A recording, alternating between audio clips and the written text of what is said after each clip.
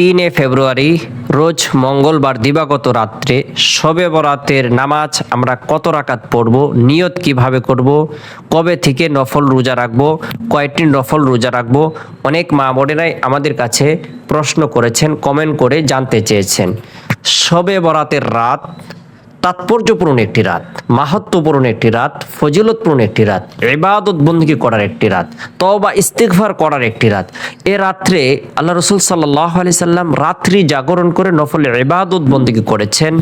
নফল ইবাদত বন্দেগীর মধ্যে অন্যতম একটি ইবাদত হলো নফল নামাজ।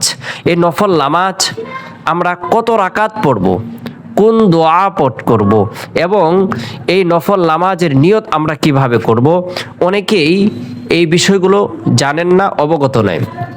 আমরা এ রাত্রে জাগরণ করে দু রাকাত করে অন্য সময় যেভাবে নফল নামাজ পড়ি সেভাবেই দু রাকাত করে এ রাত্রে জাগরণ করে আমরা যতটুক সম্ভব হয়, যত রাকাত সম্ভব হয় নফল নামাজ আদায় করব।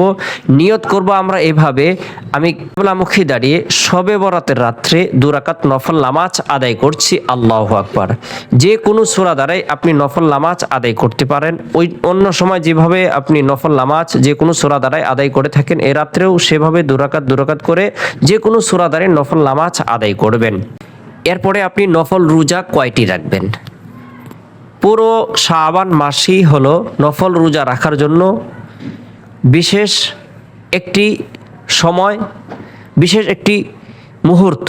কেননা আল্লাহ রাসূল সাল্লাল্লাহু আলাইহি সাল্লাম শাবান মাসে অধিক পরিমাণে নফল রোজা রেখেছেন।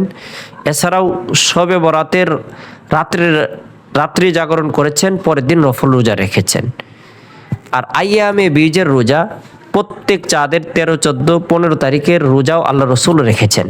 তাই অনেক মা বোনেরা 3টি রোজা রাখতে চান, আপনিও চাইলে 3টি রোজা রাখতে পারেন। এভাবে আপনি রাত্রি জাগরণ করে নফল ইবাদত বন্দেগী করবেন, নফল নামাজ পড়বেন, জিকির আজগার করবেন, ইস্তিগফারের আমল করবেন, রব্বুল আলামিনের দরবারে রোনাজারি করবেন।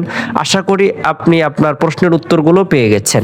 আপনারা সকলে ভালো থাকুন, সুস্থ থাকুন, সকল সুস্বাস্থ্য কামনা করে শেষ করছি। আসসালামু আলাইকুম ওয়া রাহমাতুল্লাহ।